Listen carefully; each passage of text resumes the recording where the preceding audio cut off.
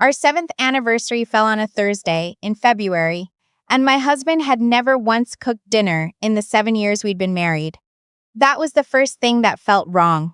Not wrong like a flicker of unease you brush aside. Wrong like when you're driving on the highway and something in the road ahead catches the edge of your headlights, and your foot moves to the brake before your brain has even formed a thought. He'd been acting differently for weeks. Not dramatically, not in a way I could have pointed to and said, "There, that's the thing."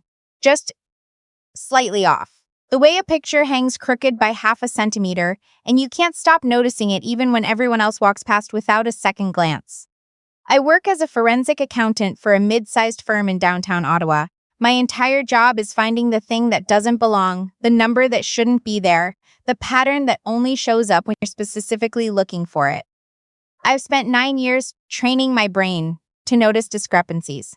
So when my husband started coming home 20 minutes later than usual, when he started closing the door to the den before phone calls, when he started laughing a half second too late at things that weren't that funny, I noticed.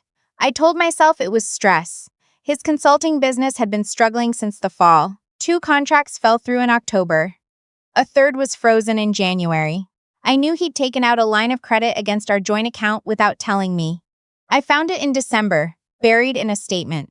When I brought it up, he apologized, said he'd been embarrassed, said it was temporary. I believed him, or I wanted to. That Thursday, I came home to candles on the dining table and Frank Sinatra coming from the Sonos speaker, which had been a gift from my mother when we moved into our house in Canada. My husband was standing at the stove in the kitchen wearing an apron I'd never seen before. He had a glass of wine already poured for me on the counter. 7 years, he said, turning around with a smile. Couldn't let it go by without doing something. I stood in the doorway and watched him. He had a wooden spoon in one hand and a cookbook propped open against the backsplash. The smell was actually good. Garlic, rosemary, something rich simmering underneath. I thought, maybe I was wrong. Maybe I've been reading into things that aren't there. Maybe he's just a man who finally decided to cook dinner and I'm standing here making it suspicious. I put my bag down and walked to the counter and picked up the wine. Then I noticed the second pot. It was sitting on the back burner, lid on, not quite boiling. A pale, clear liquid inside. He'd told me he was making soup as a starter. French onion, my favorite. But French onion soup isn't clear, and it doesn't smell like that, faintly medicinal, almost sharp, underneath the sweetness of the broth on the front burner. I said nothing. I am very good at saying nothing. I set the wine glass back down and said I was going to change out of my work clothes and that dinner smelled wonderful. He told me to take my time. It would be ready in 20 minutes. I went upstairs. I did not change. I sat on the edge of the bed and I thought about that second pot. I thought about the line of credit. I thought about the $800,000 life insurance policy we'd taken out on me 3 years ago, because my firm had recommended it to all senior staff as part of a financial planning package. I thought about the look on his face when he handed me the wine, not the look of a man who loved me and had planned something sweet, but the look of a man watching to see what I would do next. I picked up my phone and opened the Find My app. His phone was showing at our address. He hadn't left. But I noticed something else. A number I didn't recognize had called him 4 times in the past 2 days, and he'd called it back twice. I didn't know whose it was. Not yet. I went back downstairs. He had already ladled the soup into 2 bowls and set them on the table. Both bowls looked identical. He was at the stove with his back to me when I came in, so I had perhaps 10 seconds alone with the table. I looked at the bowls. There was no obvious difference. Same color, same garnish, same amount. I picked up the small pepper grinder from the table and made the slowest, most deliberate show of examining it, and while I did, I switched the 2 bowls. Then I set the pepper grinder back down and pulled out my chair. "Looks amazing," I said. He turned around and smiled. "It's nothing fancy. Just wanted to do something for you." He sat down across from me and we started to eat. I brought the spoon to my lips and let the broth touch my tongue. Not enough to swallow, and then set it down and said it was hot and I needed to let it cool. He nodded, already eating his own soup. I watched him eat nearly half the bowl before the main course was ready. We talked through dinner the way we always had. About the neighbors, about whether we should refinish the deck before summer, about his mother's upcoming visit from Vancouver. He was warm, attentive, present in a way he hadn't been in months. It was the performance of a man who had decided something and felt relief in having decided it. After the main rack of lamb, which was genuinely good, and I remember thinking how strange it was that the food was genuinely good, he went to the kitchen to get the dessert he said he'd picked up from the patisserie on Richmond Road. He was gone for 4 minutes. I know because I counted. At minute 2, his phone lit up on the table. He'd left it face up. I leaned across and read the notification. It was a message from a name I didn't recognize, a woman's name. I'll call her by a letter because I can't bring myself to write her full name here, just the initial V. The message read, "Did she eat it? Are you sure she had enough?" I turned the phone back to its original position before he came back with the dessert. I smiled through dessert. I laughed at his joke about forgetting to buy whipped cream. I helped him clear the table.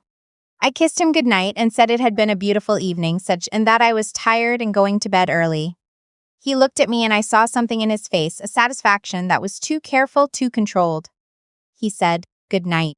I did not sleep. I lay in the dark with my phone under the covers and I pulled up every bank statement I had access to. I found it in 20 minutes. He had opened a new account in his name only back in September. Into it, over the past 5 months, he had transferred money in increments small enough not to trigger automatic flagging. Never more than $4,900 at a time. The total across all transfers was just over $61,000.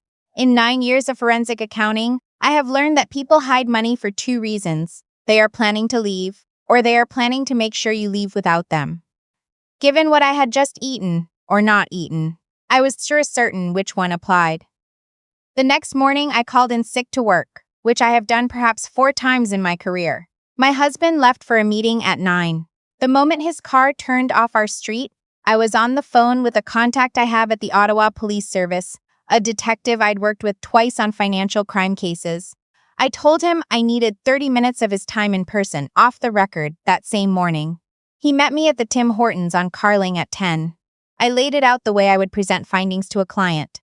The second pot, the message on his phone, the hidden account, the life insurance policy, the unrecognized number, the timing of everything, going back 5 months. I had printed the bank statements before I left the house and brought them in a folder. When I finished talking, the detective was quiet for a moment and then asked if I'd eaten anything last night. I told him I had switched the bowls.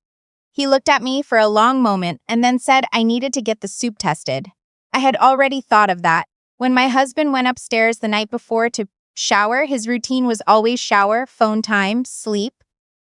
I went back to the kitchen and took a sample of what remained in the pot with a clean container I'd taken from the lab supply closet at work months ago and stored in my home office.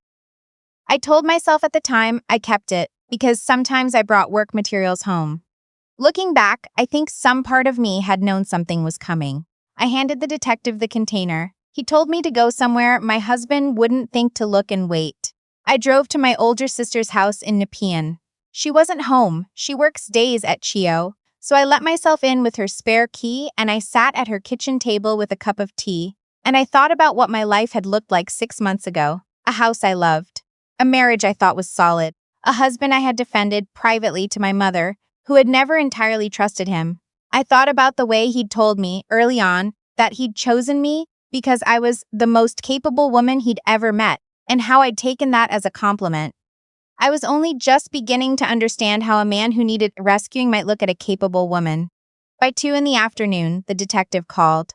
The soup contained a compound consistent with ethylene glycol. It's an ingredient in antifreeze. Colorless, slightly sweet, highly toxic if ingested in sufficient quantity.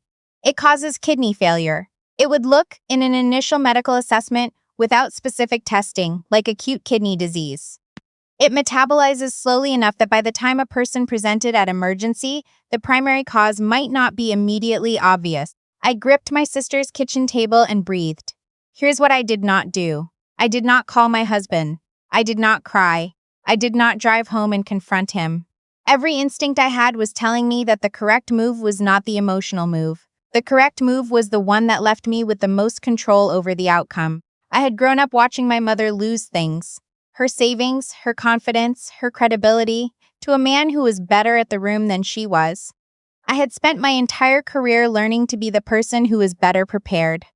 This was not going to be the moment I abandoned that. I asked the detective what he needed from me. He told me we needed to trace the number V had called from. He told me the hidden account was likely to become relevant in financial disclosure. He told me, carefully, that if I wanted to pursue this through proper channels, I should stop going home until we had more. I called my firm's senior partner. She is one of the most methodical people I have ever met, and she had a family law contact who could have an emergency protection order filed before end of business. Within 3 hours, I had a protection order in place, a criminal lawyer on retainer, and a forensic copy of every financial document I had access to stored with my lawyer's office. My husband came home to an empty house that evening. He called me 4 times. I let each call go to voicemail. The messages began concerned and graduated to anxious, and then to something that was trying very hard to sound hurt. The 4th message was the one that told me everything I already knew. I just want to make sure you're okay. We had such a good night last night. If something's wrong, please just tell me. A good night. He thought it had worked. V, I learned within 48 hours, was a woman who worked as a pharmacy technician at a clinic in Barrhaven. She and my husband had been together, according to his own message history, which the police obtained through a warrant, for approximately 8 months. The text chain between them was extensive. She was the one who had researched the compound. She had looked up dosages, timing, and detectability. She had asked him in one exchange whether they should use something harder to trace.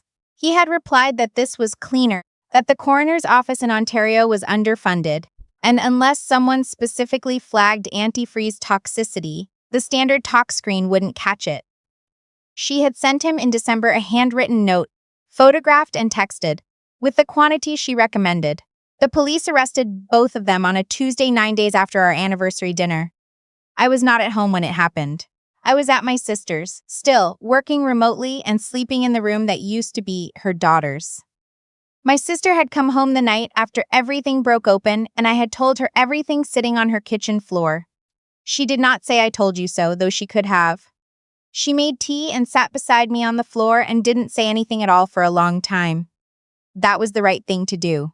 What came next was slow and complicated in the way that Canadian legal proceedings always are, and I want to be honest about that because I think a lot of people imagine this kind of thing is fast and clean, and it is neither. The bail hearing took 3 weeks to schedule. My husband was denied bail on the grounds that he was a flight risk. He had dual citizenship through a parent born in the UK, and the prosecutor successfully argued that with assets in a hidden account, he had the means and the motive to leave the country. V was granted bail with strict conditions: no contact with my husband, surrender of her passport, and mandatory check-ins at the Barrhaven detachment 3 times a week. I went back to work. I needed to. I needed to sit in front of spreadsheets and find the things that didn't belong and feel useful in the way that I knew how to be useful. My colleagues knew something had happened. I'd been gone for nearly 2 weeks, and people as in small firms notice, but no one pushed. My senior partner stopped by my office on the second morning and set a coffee on my desk and said, "You're the most composed person I know, and I mean that as both a compliment and an instruction to let yourself fall apart at some point." Then she left. I kept the coffee cup on my desk for a week. The financial investigation ran parallel to the criminal one. The $61,000 in the hidden account had come partly from the joint line of credit and partly from a series of fraudulent invoices my husband had submitted to a former client, a small construction company in Gatineau, billing for consulting services he had never performed. This added fraud charges to the existing ones. His lawyer tried to negotiate a lesser charge in exchange for full financial disclosure. The prosecutor declared V's situation was more complicated. Her lawyer argued that she had been coerced, that my husband had told her the marriage was violent, that she had acted out of fear for him. The police had found no evidence of this, not a single message, record, or witness statement suggesting anything of the kind. What they did find was a series of transfers from my husband's hidden account to hers, totaling $14,000 over 4 months. The prosecution's position was that whatever her emotional state, she had been paid. I was asked 3 months into the process if I would meet with a victim services coordinator. I said yes, mostly because someone had gone to the trouble of arranging it, and I was raised not to waste people's time. The coordinator was a woman about 10 years older than me who had clearly sat with a lot of people in the specific kind of shock I was in. She didn't offer platitudes. She asked practical questions. Did I have a support network? Was I sleeping? Had I spoken to a therapist? I had answers for the first two and admitted I hadn't done anything about the third. She referred me to a psychologist who specializes in trauma in the Glebe neighborhood of Ottawa. I made the appointment. The trial was set for the following spring. In the meantime, I filed for divorce. With criminal charges pending and documented fraud against a joint account, the family law process moved more swiftly than it might have otherwise. My lawyer, methodical, precise, the kind of person I instinctively respect, was able to freeze his assets pending a full financial disclosure. The house in Canada, which had been in my name before the marriage and had been transferred to joint ownership 3 years in at his suggestion, was subject to a longer fight. I want to be clear that the legal process was exhausting and expensive, and nothing like what you see on television, but the outcome in the end was this. The house remained mine. The hidden account funds were seized as proceeds of fraud. I was awarded full ownership of our joint investments. He never apologized. I want to say that, because I think people expect a moment of contrition from a person who tried to kill you. There was no such moment.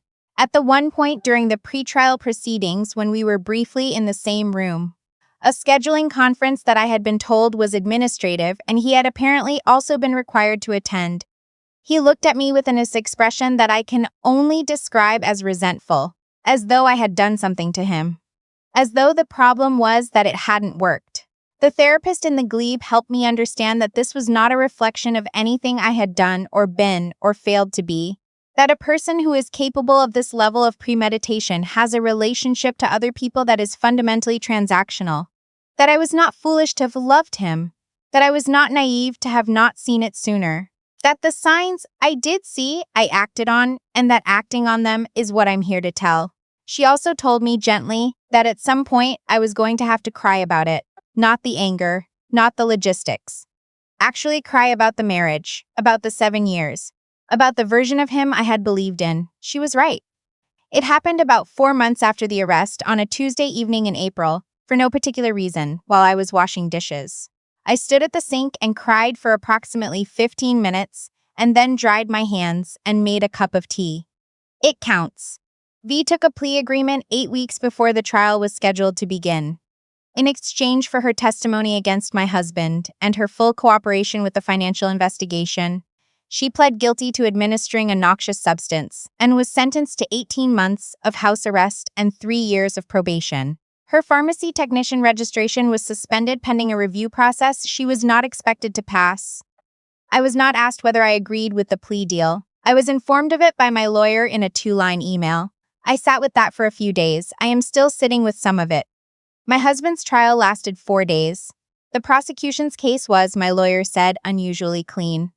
The text messages, the financial the handwritten note with the dosages, the testimony of the forensic chemist who had analyzed the soup sample, the detective from our initial meeting who testified to the sequence of events and the condition of the sample when it was received, and me.